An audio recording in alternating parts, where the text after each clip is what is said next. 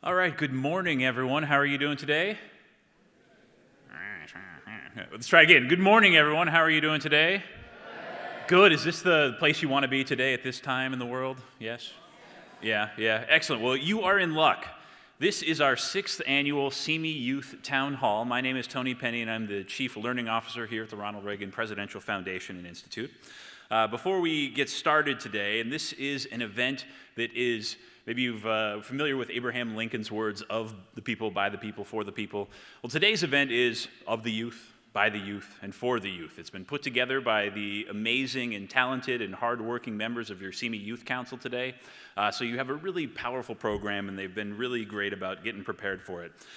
Before we get started, I want to recognize one of our special guests today in the audience. We have our Chief Administrative Officer, Miss Joann Drake. Thank you for joining us. I also want to thank, we have a number of representatives from the city of Simi Valley, so thank you so much for the work that you do, and thanks for coming out today.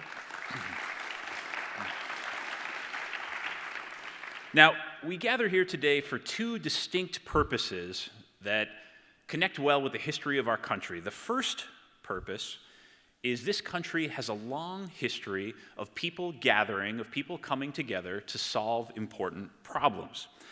You may be familiar with the opening words of the Constitution. We, the people of the United States, in order to form a more perfect union. So we have we, the people coming together in order to form a more perfect union. Not a perfect union, but a more perfect one, recognizing that there are always going to be problems, that we do not live in a perfect time, we don't live in a perfect place, but through the strength of people coming together, we can make our situation better. And we see this in the framers of the country who came together to write the Constitution and to start a government that had never before seen the likes of earth, through abolitionists who worked hard, through suffragettes, through civil rights, through people who gathered at churches and schools and city halls and, yes, even museums to make their communities better places. Now, why is this special? There are plenty of places in the world where this doesn't happen, where what we're doing today, people coming together to talk about an important issue, empowering youth, bringing together community leaders to talk with students, there are lots of places in the world where it doesn't happen, where it can happen, where people could be thrown in prison for even suggesting such a thing. So the magic of today is that you are here working with students and community leaders in concert to make a really important problem better for all of us. The second part of the long history of our country that defines our purpose in being here today is the passing on of our democratic values from one generation to the next. President Reagan said that freedom is never more than one generation away from extinction. In order for it to pass from one generation to the next, it has to be preserved and passed on. So part of what we're doing today is we're passing that long history of gathering and problem solving from one generation to the next. So you saw in the video, President Reagan talked about an informed patriotism is what we need. Are we doing what we can to ensure our children know the long history of America and what she stands for? Well, the answer is yes, and you're going to see just what that looks like today. So with that, today is of the youth, by the youth, for the youth. And let me turn it over to somebody who is much more youthful than I am, our introducer for today, Miss Ashley Kilnick from Simi High School.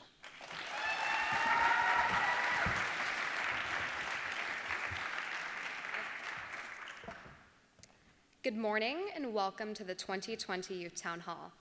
My name is Ashley Kilnick and I'm currently a junior at Simi Valley High School. This is my first term on Youth Council and I will be your MC for today. At this time, I ask that you please stand and join my fellow Youth Council members in the Pledge of Allegiance.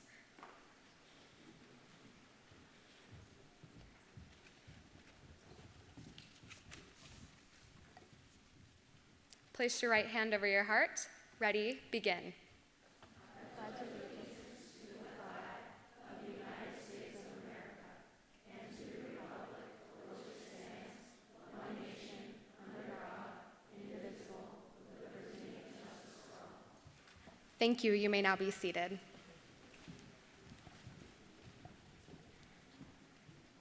First of all, I'd like to thank everyone for being here today at this important event. Today, we come together as a community at Simi Valley's Ronald Reagan Presidential Library to discuss a topic that has affected the lives of many individuals in the past year: public health with an emphasis on vaping and substance abuse.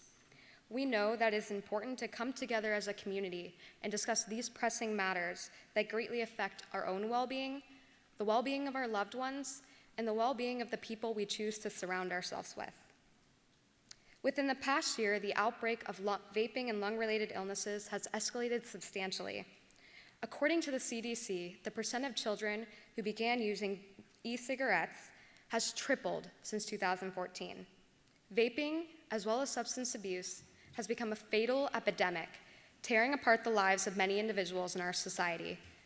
We have learned that it is crucial that we prioritize the discussion of public health in regards to vaping and substance abuse in our society. Today's youth often feel that their opinions are not being heard or acknowledged by adults in society. They often feel that their opinions are unimportant or unvalued when speaking to adults. However, today's Youth Town Hall serves as a place to discuss our opinions and values on important issues in such a manner that they are heard by the adults in the community. Youth Town Hall serves as a platform where our questions can be answered and where we can come together as a community to figure out what is happening in regard to vaping and substance abuse. Youth Town Hall serves as a place where we can ask tough questions to learn about what programs exist and what needs to be done on behalf of the youth, so that we can take action in our community and create change for the better.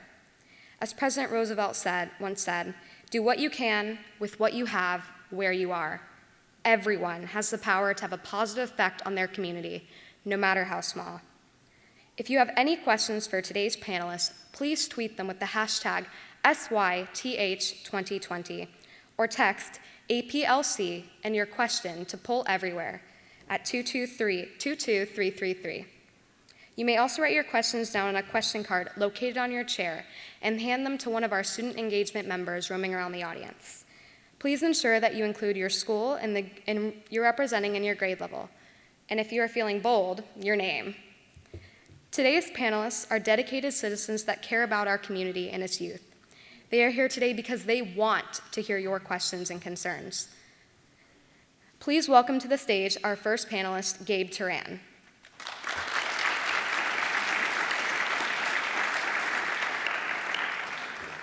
Mr. Turan is the Operations Specialist of Health and Prevention with the Ventura County Office of Education. He has worked in the fields of prevention, education, and health advocacy since 2003 and has dedicated most of his career to working with Ventura County youth, especially those living in challenged communities, by building their capacity and their resilience. Our second panelist is a Youth Development Specialist with the organization BRIGHT, which stands for Building Resilience and Inclusion Through Engagement. Please welcome Rowland Roberts.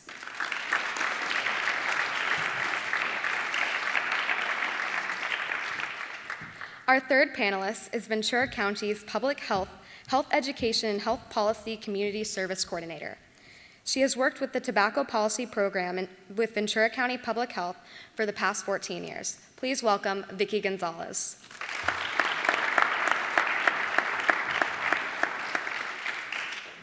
Our fourth panelist is the president of Not One More, which is a nonprofit drug awareness organization that prevents drug abuse through education and community relationships.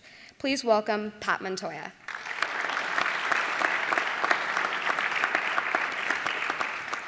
Finally, our fifth panelist is the Director of Secondary Education with the Simi Valley Unified School District. Prior to taking on this position, she was principal of Royal High School for 4 years. During her time as principal of Royal High School, she worked closely with the Reagan Foundation to create the Citizen Scholar Institute, which strengthens civic engagement among students. Please welcome Dr. Deborah Salgado.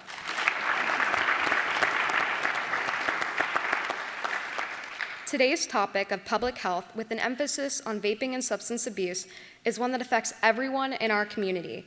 Everyone deserves the right to be informed about the risks associated with vaping and substance abuse. Everyone deserves the right to seek out the help they need when facing issues such as vaping and substance abuse. I encourage you to ask tough questions today and take advantage of this wonderful opportunity. With that, I will pass our program over to our moderators, Ria Menumaran, a junior at Royal High School,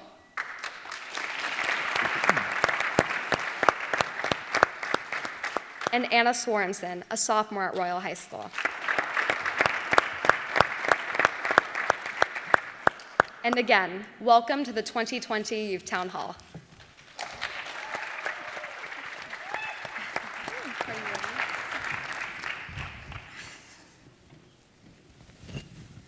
Good morning. My name is Reagan.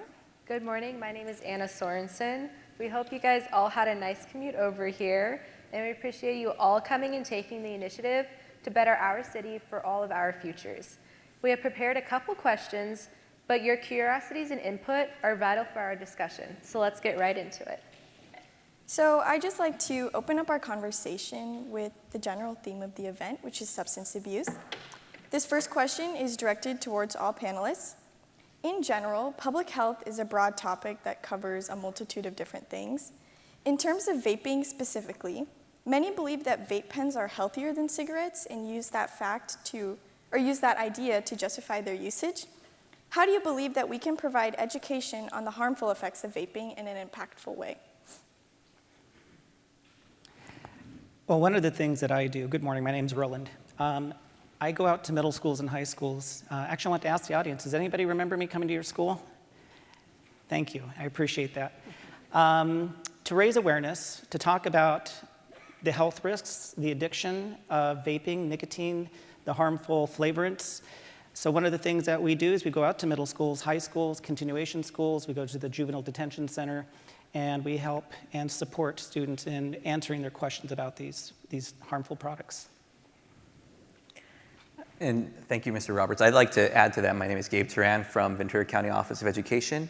In regards to the misperception that electronic products or vaping devices are safer than traditional cigarettes, one thing to think about is that any kind of smoke or any kind of substance we put into our lungs, aside from oxygen, is something that is not meant to be in our lungs, right?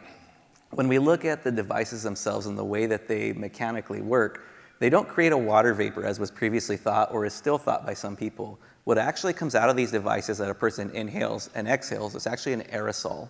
So if you think about an air freshener can, when you spray it, you can see it come out. If you spray it on your hand, you can feel the oils that are suspended in that spray. Well, these devices work under the same principle. Where an aerosol comes out, there's suspended oils and suspended ingredients that were in the vape juice that goes into that person's lungs and they exhale it.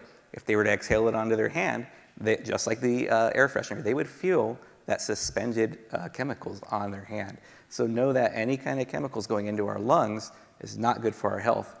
And lastly, as Mr. Roberts had mentioned, there's nicotine in all of the most popular devices that are the device of choice by young people. Nicotine is the actual addictive ingredient that'll get somebody hooked on these products and coming back again and again and again, and they can't stop even if they want to. We're moving on. This is directed towards Mr. Turan. According to Ventura County Medical Examiner's Office, in 2018, 170 deaths in Ventura County were a result of total overdoses, and 156, or over 90%, of those were accidental overdoses. What steps do you believe can be put in place to lower this number? Well, Anna, that's a great question. When you look at overdose situations, that's exactly correct as was mentioned in the statistic there.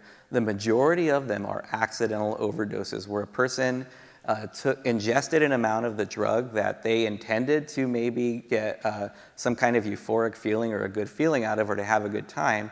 They didn't intend to die from the use of that drug, but that's what happens. That's what happens at a moment's notice, and it's something that is gradually onsetting for that person biologically. And when we look at the way addiction works, addiction will happen to a young person faster than it will to an adult, and it'll be much harder for them to quit just because of the developing adolescent brain.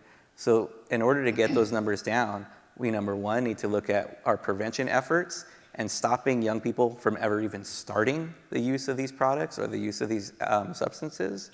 And then we also have to provide intervention and treatment services for those who are currently using and either wish to quit or realize that they need to quit at some point because of the problems that their use is causing for themselves. If we prevent young people from ever starting, they won't become the adults who struggle with this later on, or they won't become the tragic deaths of young people from overdose situations.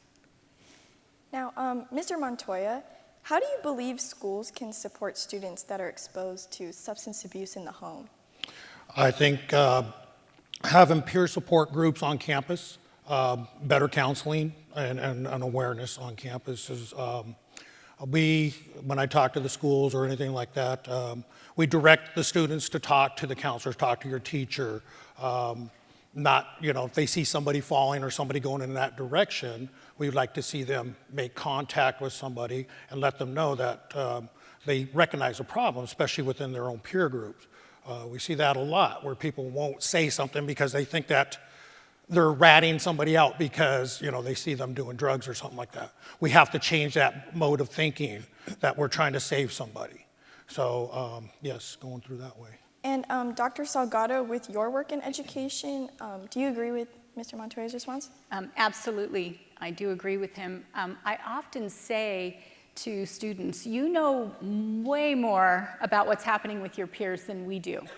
And if you aren't looking out for your peers, we aren't as close to them as you are. And so having that peer group support that Mr. Montoya was talking about means that you're taking care of each other. And if you see a student, a fellow student, a friend, somebody that's going in a direction that's going to be harmful to them, you need to let somebody know.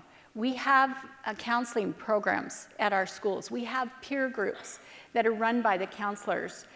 Most of you don't know about them because they're very small, but there are more students that could participate in those if we only knew what they were struggling with. So Mr. Montoya hit it right on the head. We need the help of you. This is your community, your school. You know more about what's happening with the student population than we can know. So absolutely agree. So we're going to go ahead and bring it over to our social media table. My name is Daniela Jones. I am a senior at Santa Susana High School and a social media correspondent. We received a question via Poll Everywhere, and I will direct this at Dr. Salgado. How regularly, I'm curious to know, do our high school students in attendance today see students vaping on campus? Well, again, you could probably answer that more than I can. I can make an educated guess, probably daily. The ability for students to access harmful substances has just increased tremendously, especially with the onslaught of vaping. It's harder to detect. Students can even vape in a classroom and the teacher might not ever know. But the students know that that's happening. So to answer your question, my guess would be every day. This is for Ms. Gonzalez. Yes. Ventura County Public Health's tobacco programs have recognized the importance of socioeconomic differences in terms of those susceptible to vaping and tobacco usage. How do you believe this issue should be approached or addressed? Well, first of all, it is educating and informing the community to recognize it's a problem, and then on there engage them to talk to their elected officials. One thing that has a broad change is change in policies, meaning changing in laws. Like, for example, you might have read in the papers or heard through the news that cities up and down across the state have adopted bans toward flavors or flavored tobacco products, especially with vaping. And what that does is it takes away one segment or one portion of the market where youth might be accessible to, because if anything with vaping, flavors are a catalyst to youth actually getting started on vaping, because the flavors hide the mask of the tobacco. So those are things that can definitely help out. So we're going to go ahead and move on our focus onto the next set of questions on the pressing topic of drug influence and addiction. And this is for all our panelists. Many teens engage in recreational drug usage and overlook the high risks of addiction and its unintentional consequences. What actions can be taken to better expose the dark sides of drugs to teens in an informative way? Well, when I go do my speaks, we take people that have been involved with that, mostly somebody that would relate to the youth. You know, somebody younger, somebody that had an addiction issue, somebody in recovery, and then we also bring in, you know, medical field, the counseling services, and we inform them, you know, that all we could do is educate them. I can't stop anybody from doing anything that they put into their body, but what we can do is try to educate them in real time, in real life situations that people have been affected by it. We also invite every year Dr. DeNoble to our campuses, and Dr. DeNoble is the whistleblower that used to work for the tobacco companies and realized that the tobacco companies were hiding the harmful effects of tobacco. People, almost everybody that I knew when I was a child, and if they were an adult, were smoking, because that no one really understood the harmful effects of smoking at that point. But Dr. DeNoble was very courageous, and he brought that forward, testified before Congress, and he's still out there speaking about that and informing students, and we're so lucky to have him to be able to come and speak to some of our students at our schools. So that's another resource that we try to bring to our young people. Now, Rowland, what factors do you believe most influence our youth to turn to drugs, tobacco, or vaping? Going in the classrooms, I ask that question to the students, and it's their peers. One of the things that I hear most often that absolutely breaks my heart is that they are self-medicating. They turn to vaping because of the nicotine high. A big one that I hear is social media. The pressures to fit in. Give you an example, when I was your age, when I was young, and I had a friend of mine who was bullied. Once he got out of school and got home, he was safe. Now, he did have some anxiety because he'd have to go back to school the next day, and he could try to avoid his bully. Bullying doesn't stop now. It continues on their phones, on their social media. If they open up their social media to chat with a friend, they might be bombarded by negative comments. And unfortunately, some students are self-medicating, some students are committing suicide. I think we need to raise awareness and to get them to look at alternatives, how to use music, use meditation, to get silent, to write as an outlet instead of turning to drugs. We're going to go ahead and go to our social media table. Hello, my name is Om Patel, and I'm a senior at Santa Susana High School, and I'm here part of the social media correspondence. We've received a question from Poll Everywhere. Why do we care if people vape? There's no secondhand vape, is there? If they want to get vaping illness, can't we let them? We've all had the same education. I could answer that. We really do need to care whether people start vaping or not because, again, the addictive property in vapes is the nicotine. If anything, what can happen is it could lead to eventually youth or building on upon the next generation of smokers. So that's something that we need to combat. And as for secondhand vaping, there is secondhand vape smoke because as Gabe mentioned earlier, it's an aerosol. Just imagine spraying Febreze or Lysol into the air. It's gonna stick somewhere.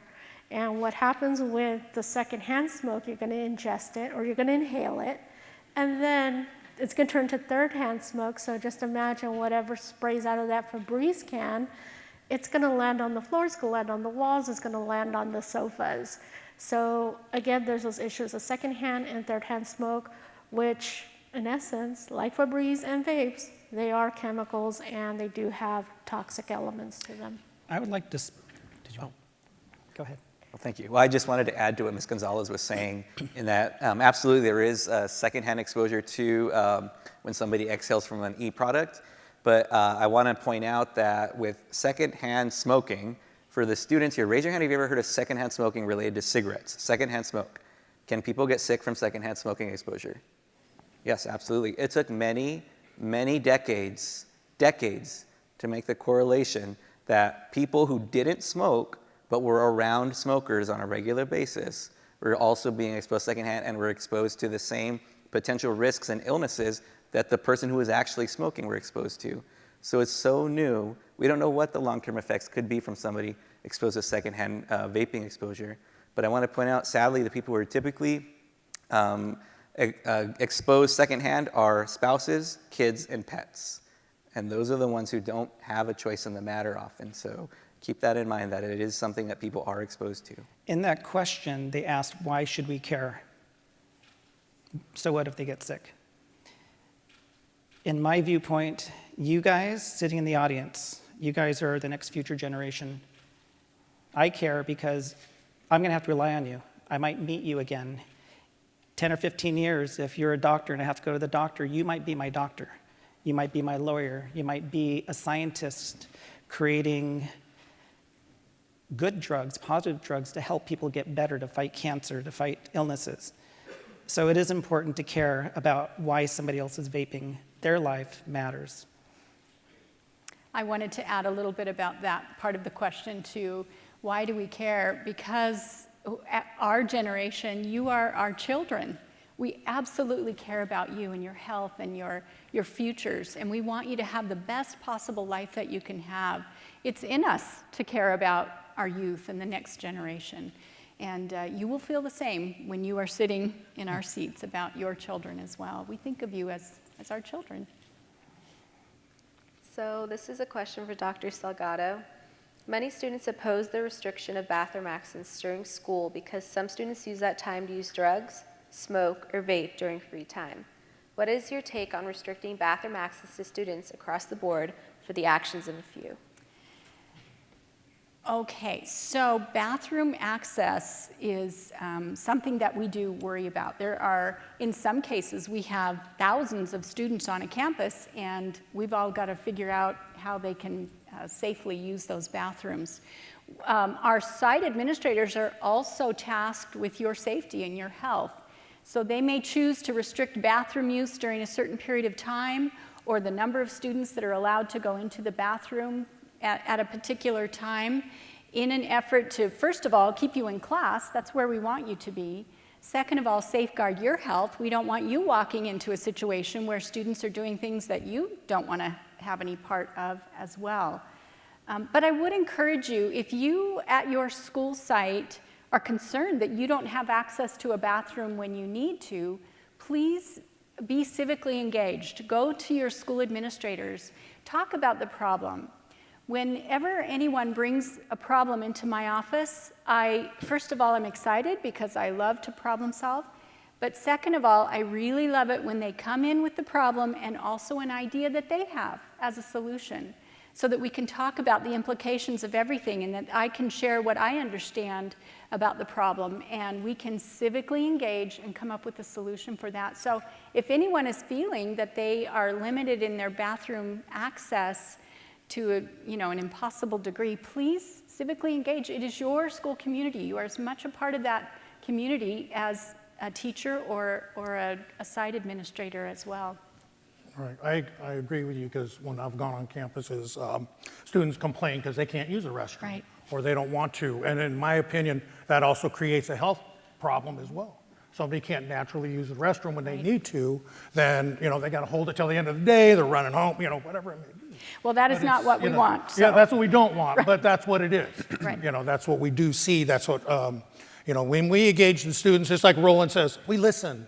We listen to what people tell us. I'm not going on campus telling people what we see. They're telling us what they see and what they're subject to. So that's an issue. So yeah, be engaged. Like Doctor says, be engaged. Tell somebody. Now, Mr. Turan, with your involvement in Ventura County's comprehensive health and prevention programs, can you briefly explain any programs you've worked on concerning either vaping or drug usage?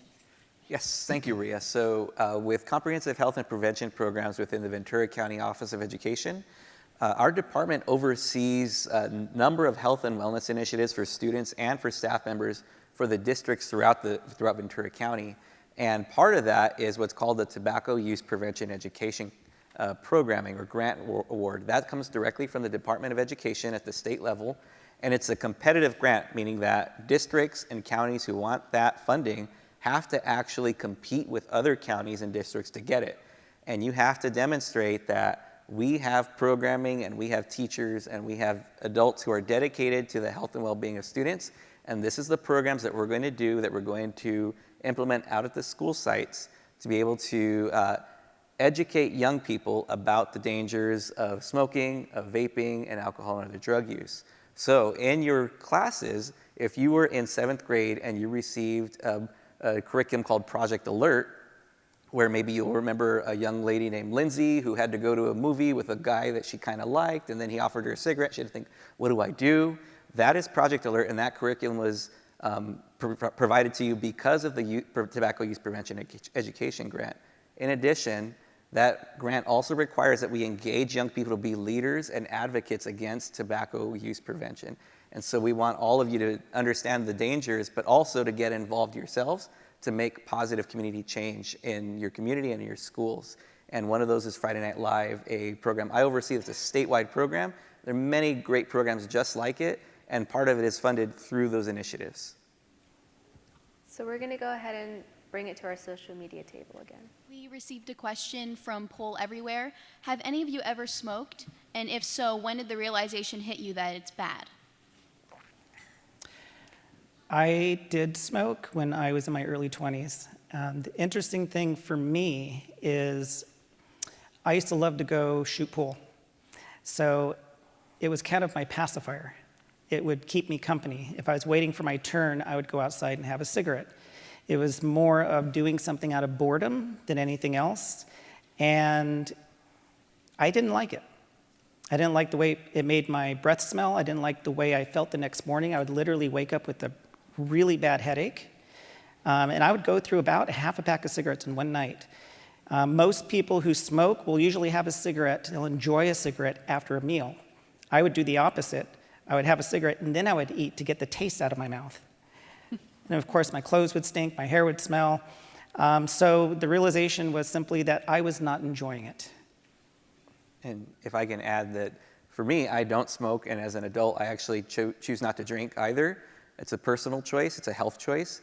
But for me, my family history that I came from with alcohol and other drug use and with smoking, the things I saw and the things that my family went through and the things I went through growing up, that has really guided my decision to work with young people and to work in a prevention field to help anyone understand, what your family's history or your family's decisions do not need to guide where you go in life. And we all as individuals can change our family history and make it go on a great path and make it a better, not only community, a better world, but a better family path for ourselves too. And that's why I do the work that I do. Yeah, for me, never smoked at all. However, my father was a 3-pack-a-day smoker. My mother was a closet smoker, and it goes back generations. And, for me to hit home, and at least even what I instill in my kids, is the health effects of tobacco use, because my father was very ill. Towards the end of life, he suffered, had congestive heart failure and a host of other problems, and my mother did have a stroke as a result of her smoking. So if anything I want to instill to anybody is just the health consequences due to tobacco use or vaping, or even drug use too. So when I was a child, there were no laws about smoking. So I can remember going to the movie theater and just seeing puffs of smoke of people in the theater who were smoking during the movie. And it wasn't until the laws started kicking in that I realized that you could actually smell flowers and trees and things like that. The smell of smoke was pretty normal for me as a young child. But as those laws changed, it was wonderful to realize that I didn't have to smell that smoke anymore, and that wasn't normal. What was normal was the fresh air and the trees and the flowers and those sorts of things. I also have an experience today when I leave California. You almost cross the state line and you can all of a sudden smell a lot of cigarette smoke, because our laws here are more restrictive to smoking than they are in surrounding states as well. So, kudos to California and their restrictive laws on public smoking. It's been a great blessing for me. For Mrs. Gonzalez, the Prop 99 tobacco program was implemented to reduce secondhand smoking by enforcing stricter smoke-free policies in different places of business. As community service coordinator for this program, do you believe this program has encouraged people to quit or restrict their smoking habits in a healthier way? And is vaping included in these restrictions? That's a really good question, because if anything, what a lot of these laws are intended to I guess, put the message out there is changing the social norm, meaning that, it's become the normal not to smell tobacco, say if you're going through the mall, outside courtyard of a mall. Now people kind of frown upon it, so our goal is really to make it normal to breathe fresh air. That is our goal. Here in Ventura County, we do have several jurisdictions. A majority of the county is covered by a secondhand smoke policy, and most of them do include vaping, where they cannot vape in public areas. Now I'd like to take a question from our student engagement team. Hi, my name is Rahul Naveen. We have a question from Valley View Middle School. Should we try and help our peers combat substance abuse even though it isn't our business, let alone our job? I think we should. I mentioned that earlier. Peer-based support on campuses might save somebody's life, or a life of addiction. To me, saying something, if you see something, say something. The dynamics of what we see in our society today has changed. The drugs are deadlier, more addictive, and we need to be aware of that. And if you see it on campuses, when we speak on campuses, kids come up to us and they ask that question, what do we do about our friends? And that we see smoking marijuana or cigarettes or vapes or whatever it may be, but they also get into harder drugs out there. And some of those kids, we're dealing with now at our level with not one more, that we have to find rehabs for them, we're getting counseling for them, which we provide or we find resources for. So if you see something, say something. I mean, it's simple. Save somebody's life that way. Yeah, if anything, I really see it, especially if it's among one of your friends or acquaintances. It just shows that you care, especially if you notice that there's a change in their behavior, or say you see them doing it, say, hey, what's going on? I care. Is there something I could do to help? Or maybe you need to talk to someone. If anything, sometimes it takes that little push to get someone into help. That's one of the things I also talk about in the classrooms, as some of you might remember, about speaking up. The most important thing you can do is to speak up. Take it as a teaching moment to raise awareness with that person. Don't assume that they know better. Talk to them. Don't get mad at them. Don't get angry with them. Don't yell at them. Have a conversation. Raise their awareness. Whatever your knowledge is about whatever substance that they're using that you may have learned from one of us or from your teachers, share that knowledge. That's the most important thing you can do. Remember, we are a family of a human race, and it is our responsibility to help each other. Go ahead. One of the best preventative measures that we can take is to be engaged in a happy, productive life.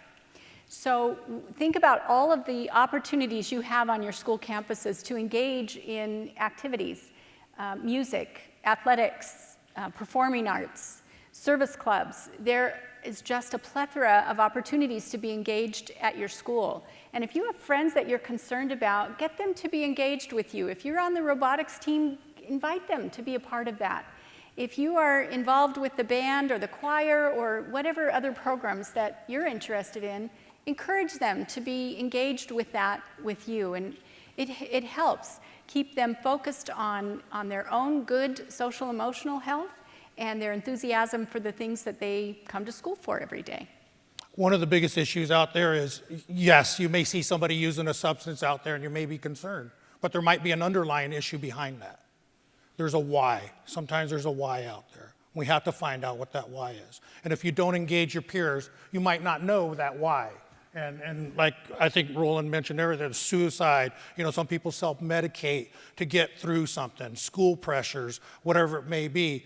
Somebody might be suffering behind that, so we need to find out the why. So if you say something, that might help that person open up that dialogue so that person might seek help. So we're going to go ahead and go over to our social media table. We've received another question via Poll Everywhere. If kids vape in the bathroom, can we get vape detectors? Well, we've actually looked at that. So there's problems with that. Whenever you are putting any sort of a detector in a bathroom, you need personnel to monitor that. Let's say a detector goes off, you know. We're talking about it. We've seen other schools that have done it and looked at those problems. So until we can see a more productive method of using vape detectors, that's still on the table. So it is something that we've looked at and are looking at. There's just a lot of problems with it. All of this is new, right? It's new to everybody, and not just our school district, but other school districts are looking at ways to work, and that's one of them. So it's something we're looking at anyway. I think the school districts now have a tip line, don't they? Like we a texting? Absolutely do. So I think there's another aspect to that as well. There's the question there, yeah. but yes, we do, and it's an anonymous tip line, and we get those, and we act on them within the minute. Our coordinator for our tobacco use and prevention gets those anonymous tips that come in even during the school day, and they immediately get sent to the school site administrator, and they act on it immediately. So the tip line is active, and people use it. If you just go on the district website, it's right there. So I'd like to shift our discussion towards the topic of rehabilitation programs. With this discussion, I'd just like to kindly ask if we could keep our answers a little bit on the shorter side. So my first question is directed towards all of the panelists. What, in your opinion, do the most successful substance abuse rehabilitation programs have in common? Well, they're evidence-based practices, meaning that they've been shown to be effective and they have a success rate that is consistent. And let me just say that with success rate with alcohol and other drug treatment services, that's a very relative term, because if you see a success rate that is 30%, that doesn't sound very good, but compared to other programs where it's maybe like less than 10%, that's a start. And so we need to have evidence-based practices. They also have to have social models and having people understand you can't just quit using alcohol, tobacco, other drugs, or vaping and go back to hang out with the same friends and think that you can continue with that and not have that be a struggle or a challenge for you. So there's a number of different angles that needs to look at with that person. Their own well-being physically, their treatment plan, making sure they're following through with it and doing what's working best for them, their social plan, but also making sure their mental health is all, they're getting the help they need to stay well, because those things are going to trigger them to relapse and continue to use again. And treatment should be, I think, in my opinion, is we should be seeing treatment all working together and be coming up with the same, like you said, evidence-based treatment versus this is my opinion, this is the way I run it. If you look at a lot of treatment centers, that's what you see. And you see a lot of relapse, and you see it over and over and over. It's not pretty when you get into addiction and you have to go through that over and over and over, because a lot of times it doesn't happen on the first round. It doesn't happen on the second round. So it's a, what we like to do is not see you get there in the first place. So that's, our opinion. For Dr. Salgado, how can we better help student addicts connect with rehabilitation resources and other forms of help? And would creating school-based rehab programs be a viable option? So, not quite sure what you mean by rehab, but we absolutely have on-campus groups that meet together for drug prevention. Those are done very quietly through the counseling office. We don't want to advertise people's struggles. The groups that meet together, they're done very quietly as well to respect the privacy of our students. On-campus help is there. We also have in the counseling office, there are a lot of public community resources that are available as well, and students that present with those kinds of problems at the schools will get those resources given to them and their parents so that they can connect with those resources as well. So, clean needle exchange programs allow drug addicts to receive clean needles, alcohol wipes, and other supplies used for shooting up illegal drugs. Ms. Gonzalez, do you think these programs are beneficial for public health, or do they keep addicts addicted longer? I actually believe, and also the literature states, that this is a best practice of providing clean needles to persons who are addicted to drugs, because that way it doesn't prevent the spread of communicable diseases such as HIV/AIDS or hepatitis or any other type of disease. And then the other part of that is also the education. The education portion is a very important part of it, where you're able to educate this person on what's available, what resources are available, and also get them into treatment when they're ready. For Mr. Rowland, what is your experience with treatment programs for youth? It's interesting that you ask me that. Bright, as an organization, is more about prevention. We don't work in the rehabilitation field. Ventura County Behavioral Health has some great programs. If you go to a webpage, venturacountylimits.org, there are several resources that you have access to. Again, Ventura County Behavioral Health, venturacountylimits.org. However, we do support people who are struggling to remind them about the dangers of whatever substance that they're abusing when they are clean. Sometimes they need that support to be reminded, and that is something that we do. Another thing too, another resource that you might want to call, and this is very easy to remember, is 211. 211 is like a hotline, and someone answers the phone, and say if you have issues, say you need rehabilitation services or you need assistance paying your rent, they will provide you a list of resources of who you could contact. So just remember the number is 211. My opinion on that is we have to, as a community, we have to come together, just like when we started Not One More 8 years ago. We brought this issue up, and we had to make this thing not a bad thing. It wasn't a bad word to be addicted. It was good people that got caught up in addiction, okay? So being able to provide somebody and let them know that they're loved and part of the community, and they can recover from this and make themselves productive members of the community. We have to keep on, finding those resources such as 211 and like Rowland says, and keep on doing it. That's what we do with Not One More. All we do is just feed the resources over so that people can make those decisions on their own, and they can find out, what's out there if they need the help. But we have to make people understand this isn't a shameful thing. We have to open up what we have talked about since we started with Not One More, that you just because you got into addiction doesn't make you a bad person. It makes you a good person that got caught up in a bad way, and that's what we try to do, is bring you back into the community, let you know that you're loved, and move forward on that. Just as an example, Ventura County Behavioral Health, VCBH, we have counselors from them that come on to our campuses and work with individual students. So that we connect students with those resources and others as well. I'd like to direct it over to the social media table. We have received many questions regarding the mental health of the students. Instead of telling us that this is all bad, why don't we ask the students what stresses them out, and instead of having to self-medicate? I mentioned that earlier. We have to find out the whys.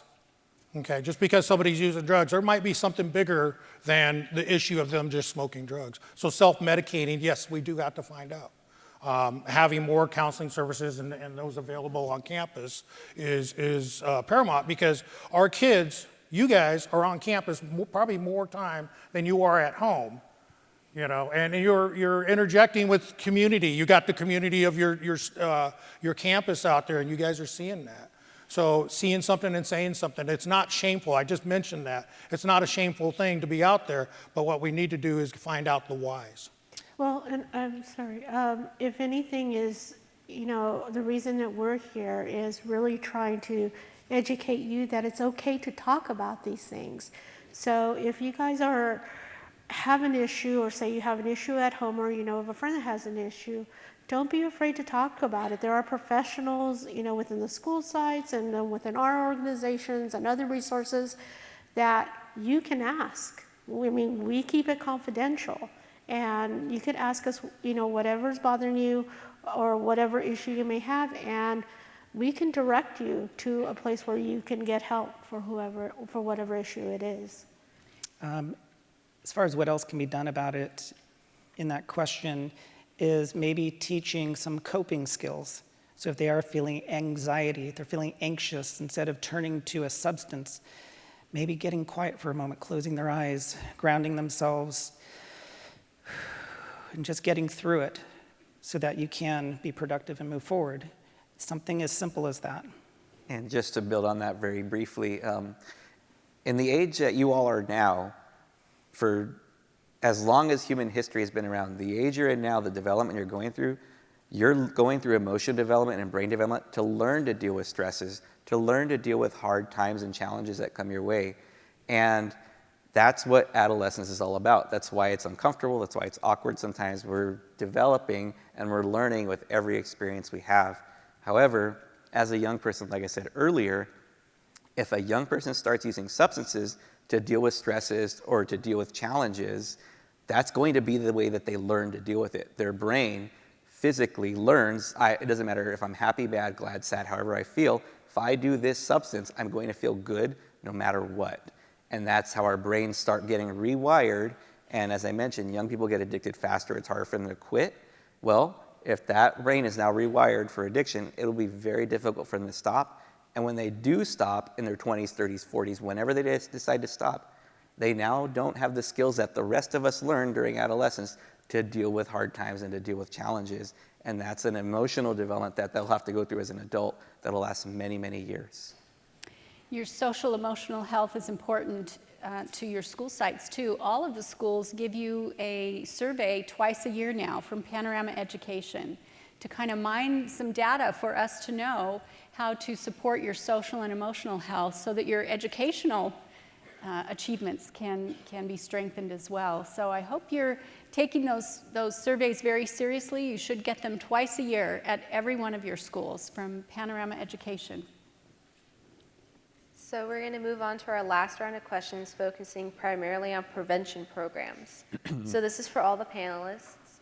So clearly preventing our youth from becoming addicted to substances like tobacco, drugs, and vaping would stop problems for individuals in our society. Do you see signs of hope from current prevention programs or not?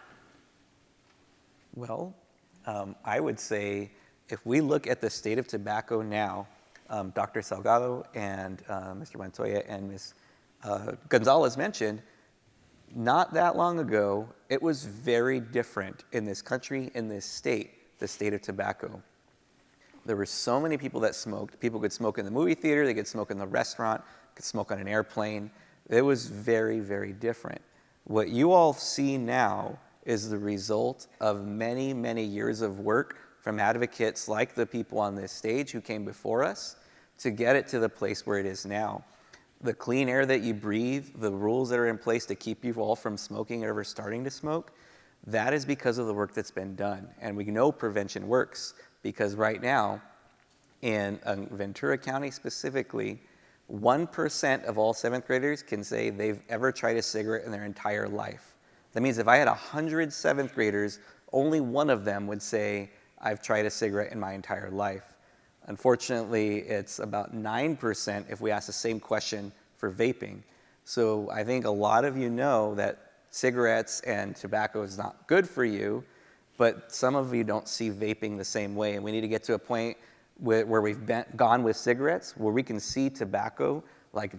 There's so few people that smoke today, even adults. What is it, 13%, Ms. Gonzalez? 12.6. Yeah, close. 12.6% of adults smoke, where that was 40, 50% just maybe 30 years ago, 35, 40 years ago.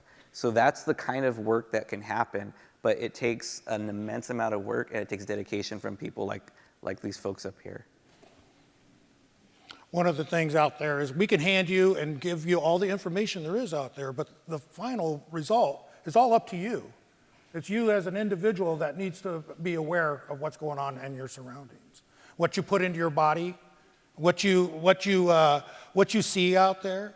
You educate yourselves on this, and the main thing we tell people, that you're responsible for yourself. Nobody's going to make you an addict but yourself. Nobody's going to make you smoke a vape but yourself. And you have to be educated on what you put into your body. So our aspect on that is know what you're putting into your body and why it's going in there, on top of the whys and why you're doing all of that. But what you put into your body is, you should be aware of that. I think it was mentioned earlier, we get one body, the one shot at this life, and if we do, it's up to you on how you protect that body. As somebody who works in prevention and going into your schools, we ask some of these questions because we want to know. And we feel it's important to raise your awareness. We feel that the more aware you are, the better decisions you can make when you're faced in a situation. One of the things that I like to share is that if it tastes good, is it safe? It's because it tastes good that makes it unsafe. It's those flavors, the flavorants, the artificial flavors that can have a negative impact on your body and your lungs and every organ in your body.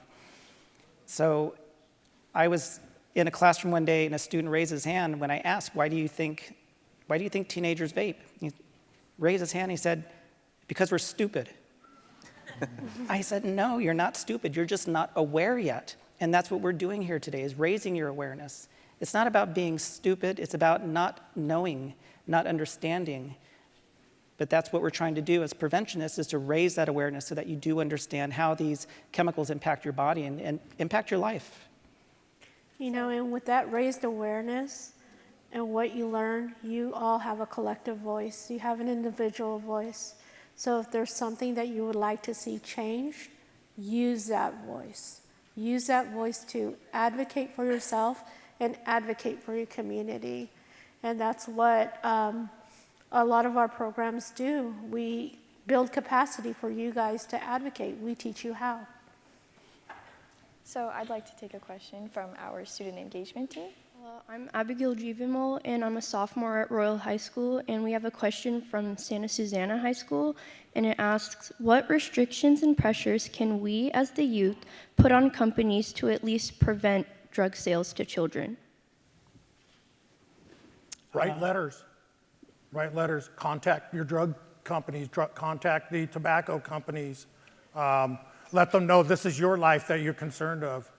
Putting this product out there and basically marketing towards you is wrong. And like you were said earlier, you have a voice. You have a voice. You can advocate for that. I'd like to give an example of that. Every city has a city council. And in Ventura, at the mall, there is a Target that is connected to that mall. So you can go from the mall into Target and back and forth or out the door. They applied for an alcohol license. I'm not sure if most of you are aware, but when you go to a Target, they sell beer, wine. So they applied for a license, and we started hearing from our community and some of the schools directly around that location that they didn't think that was a good idea. So we talked to some of the students, and we said, how would you like to go with us to a city council meeting and talk? Let them know how you feel about it. So we did some leadership training with them. We took them to the city council meeting, and when that student went up to talk, they all looked at that kid and said, are you sure you're here for the right thing? This is about alcohol licensing. I said, yes, sir. Okay, what do you have to say? I think it's a bad idea because we as students will go into that store and steal it. The mall is our playground. That's where we hang out. I know students who steal alcohol from stores. If you put it in our playground, you're giving us access to it. And it floored the city council. To this day, that Target does not have a license to sell alcohol because of that student's voice. You guys can actually make change. If you seek it, if you read about it, if you want to make a change in your community, speak up, say something. You can actually make these changes. And from a policy point of view, along the lines of what Mr. Roberts said, you all the young people in this room, all the adults in this room, we are all constituents of this city, this country, this county.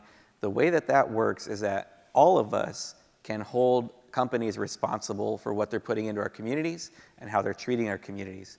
We can ask them to do things voluntarily.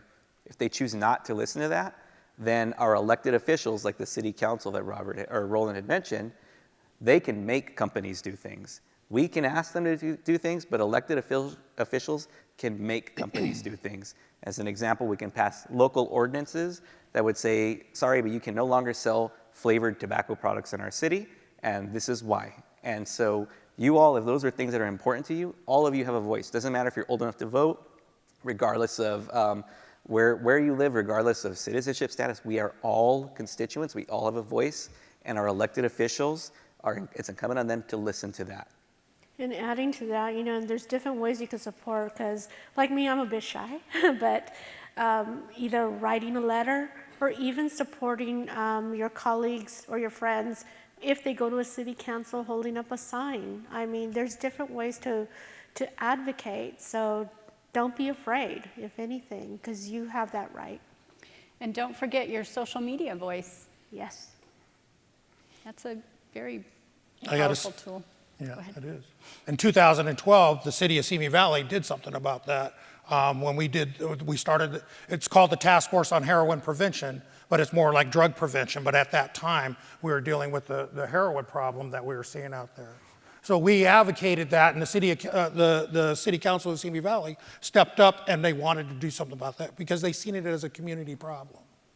So, you know, and they invited the school district, the park district, the churches, the business community, I believe. Was that right, Mike? That's about what we had out there? The city council, and everybody had to report and be proactive in what changes were going on and what education they were putting out there. And if you go to the city of Simi Valley, they put something on their website in relation to that. And most of the school districts now have that as well. They have on their websites, they have, you know, counseling services, drug prevention, educational tools on there. In 2012, a lot of that stuff wasn't there, you know, but it was times. The time has changed. And so they put that on there. So being proactive in the community, I've seen that with the Simi Valley School District, and I've seen it with the city of Simi Valley. You know, other communities need to step up. Like Rowland says, when those kids went to the city council in Ventura, they did the same thing. Be the voice. So we're going to go ahead and go to our social media table. We've received many questions from Poll Everywhere regarding drug testing for students and its correlation with parental consent for minors. I think drug testing, to tell you the truth, I don't think it's going to do anything good in the schools. I mean, it's going to prevent something, but I think it could be used as a tool. It doesn't mean that, you know, when I tell parents and I give them drug tests, because we give out drug tests as well as Narcan, but the one thing we do is when we give those drug tests out, we tell parents, I go, even if your kid's clean, what we're doing is we're giving them a tool to act with that. If somebody was to bring up drugs with them, they said, no, we can't do this because I get drug tested by my parents. Doesn't make you a drug addict or somebody that's using, but what it does is it provides a tool so that you don't bow down to peer pressure or something like that, because peer pressure is big out there. And so if you have the tools in your pockets to say, you know, like I said, as a parent, that drug test you doesn't mean you're using drugs. It means that you have a tool in your belt that you could tell people, I get drug tested, I can't do this. So the school district has a partnership with the Simi Valley Hospital where students can be drug tested at the hospital for free. So all of that runs through the counseling office. A lot of the coaches on the campuses encourage their students to take advantage of this. And if you sign up for the program, then the hospital does a random drug test. So you may not get drug tested every month, but your name is on that list so that you could get randomly pulled and drug tested. And that is one of the major reasons why we do that Mr. Montoya was saying, so that a student could say, I can't do this because I'm get regularly drug tested by my parents and or my coach or whatever it is. So if you're interested in partaking of that, talk to your counselor at school. That is a free program because of the generosity of the Simi Valley Hospital, the Adventist Hospital. So, for Dr. Salgado, what school programs and what age levels are in place to help prevent students from becoming substance abusers? And have you seen positive results, or what more needs to be done? Well, we can always do more. right? We can always do more. We have a lot of programs. Many of the people on this panel here come into our schools and bring their resources as well. We're partnered with Bright. VCBH comes onto our campuses. We have trained all but one of our middle school counselors in a program called Brief Intervention, and this is a program that our schools can use to either forego suspension for a student if they're willing to partake in this program, this brief intervention, or reduce the amount of suspension that comes when a student, is vaping or using drugs on campus and that sort of thing. And the student has to agree to meet with their counselor I think it's 2 or 3 times. The counselor helps the student to kind of own the responsibility, to get to the root of why they're doing those things, and to understand the harm that they're doing to themselves through this brief intervention. We're about to send all of our high school counselors and our one remaining middle school counselor to that training. And we've also just hired 3 elementary school counselors, and they are also being trained in that same program.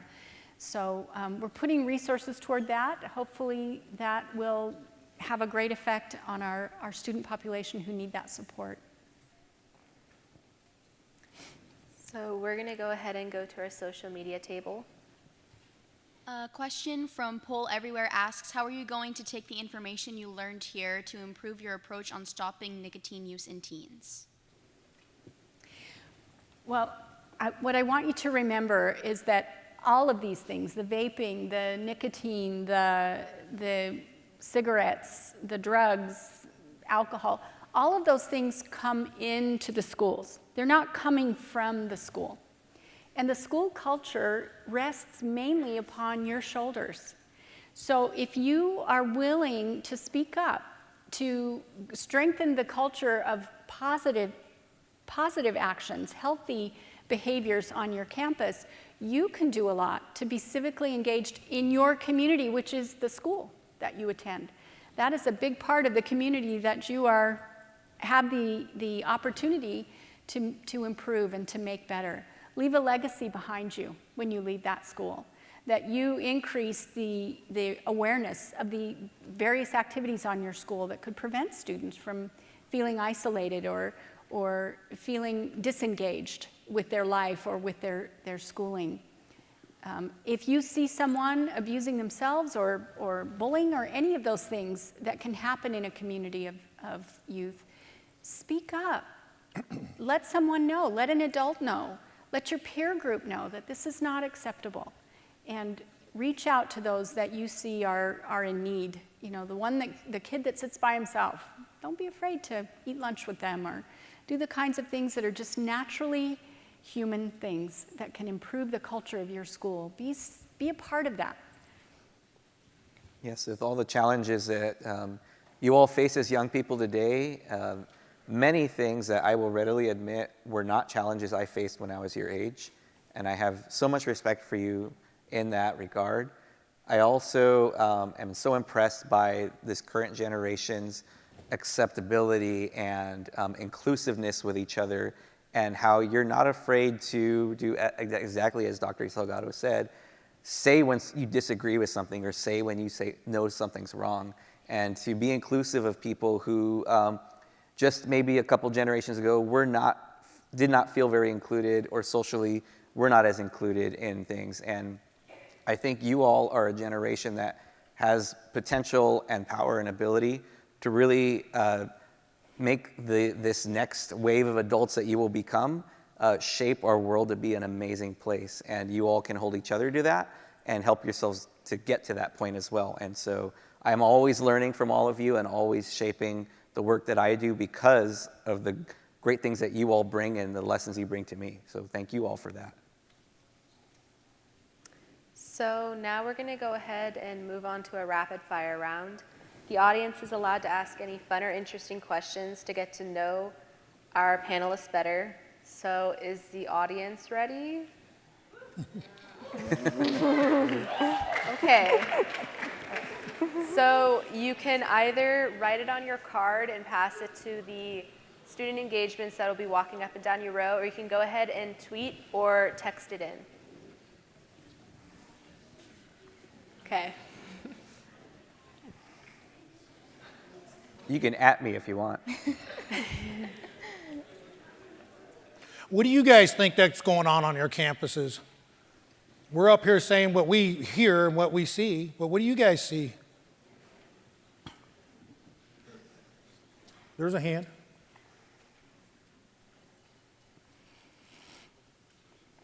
My name is Vivek Tarper, and I'm a junior at Santa Susana High School.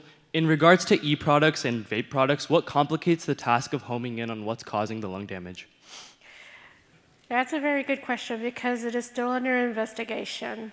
Right now, the vitamin E acetate, and it's primarily in relation to black market marijuana use, has been identified as a culprit. However, the sample size is really small of all the samples that have been tested. The CDC is doing its best along with State of California Department of Public Health, and it's actually public health across the country, trying to really identify. But right now, that is being identified as a culprit. Again, there's still a lot of investigation to do. I know it's rapid fire, but can I add to that really quickly? Mm-hmm. Moderators? Thank you. So the other thing too is an initial study that's come out that is a concern for vaping devices is that the way that they work is that there's this metal coil that's powered by the battery that heats up a liquid instantly and creates an aerosol from it. If you remember back from science, it takes a lot of energy to create something instantly from a liquid to a gas state. Well, that metal coil gives us very, very fine particles of heavy metals. And these heavy metals, there's concerns that one of the first long-term illnesses we'll start seeing from people who vape is going to be related to an illness from heavy metal exposure over time. And heavy metals don't make you sick right away. It's years and years and years of exposure from very, very fine particles that accumulate in the body over many, many years. Yeah, we're starting to see cases of that. You know, we can't forget that a lot of these chemicals that are in vape juice are known to cause cancer, and nobody has developed cancer from vaping yet. 3 years, 5 years, maybe 8 years from now, we might hear about our first vape-related cancer. Hopefully not, but we know the potential is there because we know the chemicals are there. And just to wrap it in a nice little bow, these products are vastly unregulated. We don't know what's in them aside from the nicotine, and every manufacturer has a different recipe. Okay, so we'll go ahead and go to our social media table. We've received a question from Poll Everywhere. Do you prefer pancakes or waffles? Pancakes. Waffles. Pancakes. Waffles. Vanilla Waffles. pancakes. I knew we did. We found it. I don't like pancakes or waffles, I'm sorry. That was Over there? Sorry. Whipped cream. Sorry? Whipped cream. Question over there? Whipped cream. Oh, well, I mean. I'm sorry, the student from student. Good. Hi, my name is AJ. I have a question from an 8th grader at Hillside Middle School. They're asking, see something, say something is a good motto, but once someone did say something and was threatened, how could we safely say something?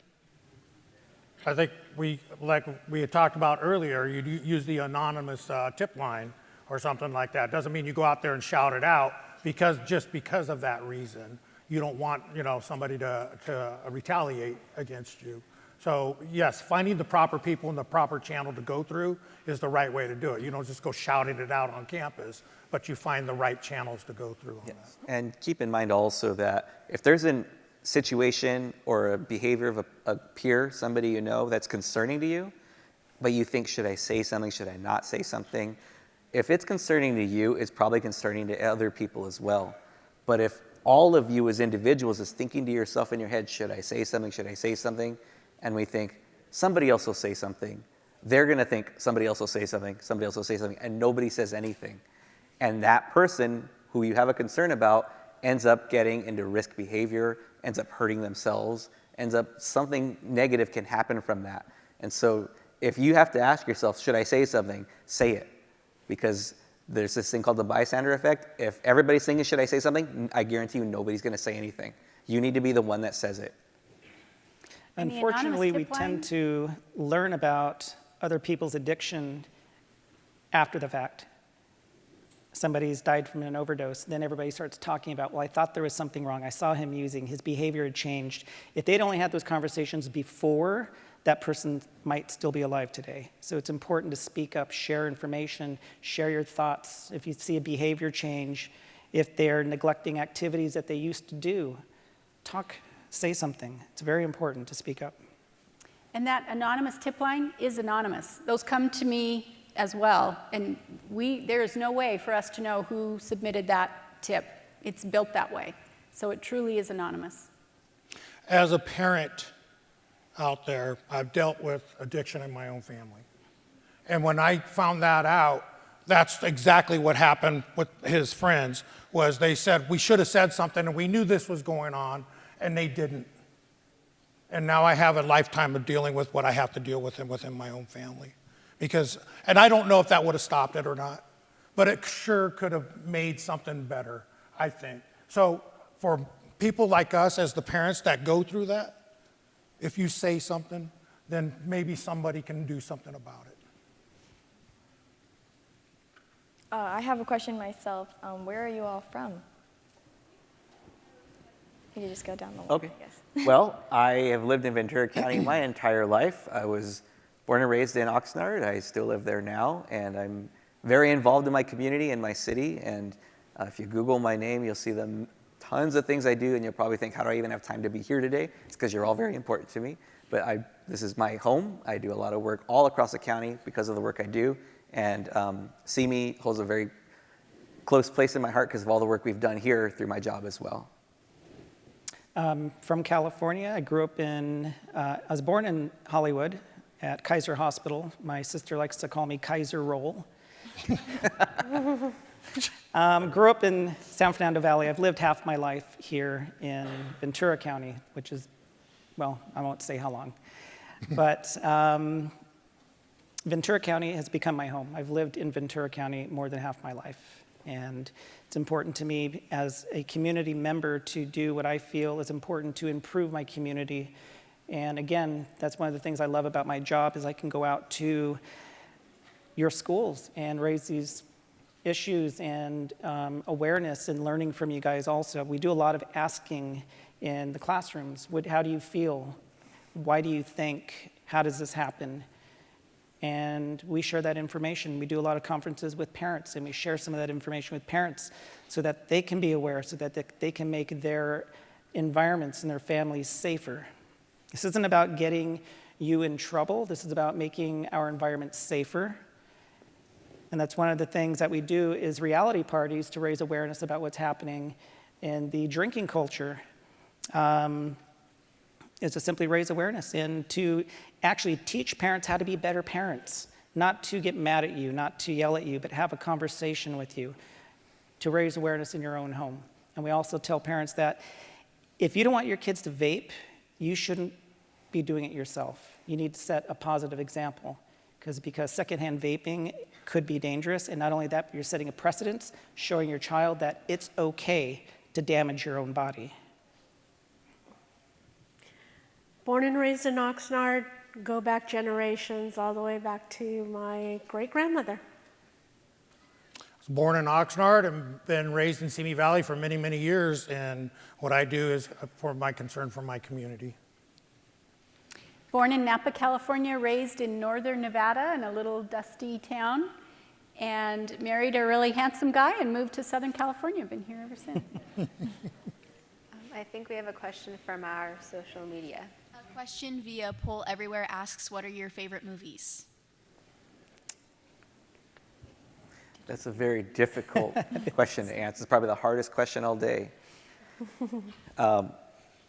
This is going to sound maybe boring to some people, but anything by Christopher Nolan, Paul Thomas Anderson, Martin Scorsese, those are, I don't know if you're old enough to even see those movies yet, or if you've seen them, but those are great when you're old enough and your parents allow you to watch those movies. I agree. That is I have such an eclectic taste. I like comedy, I like horror, I like thrillers, I like crime drama, I like dramas. I couldn't really put my finger on any one simply because I enjoy all the different genres. Right now, I would have to say any John Wick movie, right now. I'm not into chick flicks, do not like them. Marvel, no DC. I like action movies at the theaters, and I like old black and white movies at home. My family hates that. No. I like old black and white movies at home too, but I love Star Wars, Harry Potter movies. Yes, Harry Potter. Love those. Okay, I'd like to take a question from a student. Hi, my name is Gary Pandera, and I go to Hillside, and I'm in 8th grade. And my question is, do you think that schools promote rehab and help facilities enough for kids to know and take advantage of them? Yes. I mentioned that earlier. There's resources on the Simi Valley Unified School District website. So the resources are there, and if you don't know it, ask somebody on campus.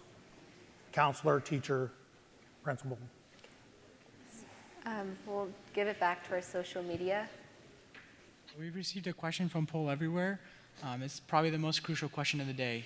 Does pineapple belong on pizza? Yes. Yes. Yes. Absolutely. Yes, nothing to discuss. Yeah. Taste is in the tongue of the beholder, folks. I heard on radio yesterday that they're adding kiwi now, so I'll take pineapple. Okay, and that concludes our discussion. We would like to thank your panelists for both their contributions and time. Thank you to the Ronald Reagan Presidential Foundation and institution for their generosity in holding this event. Please give them a round of applause.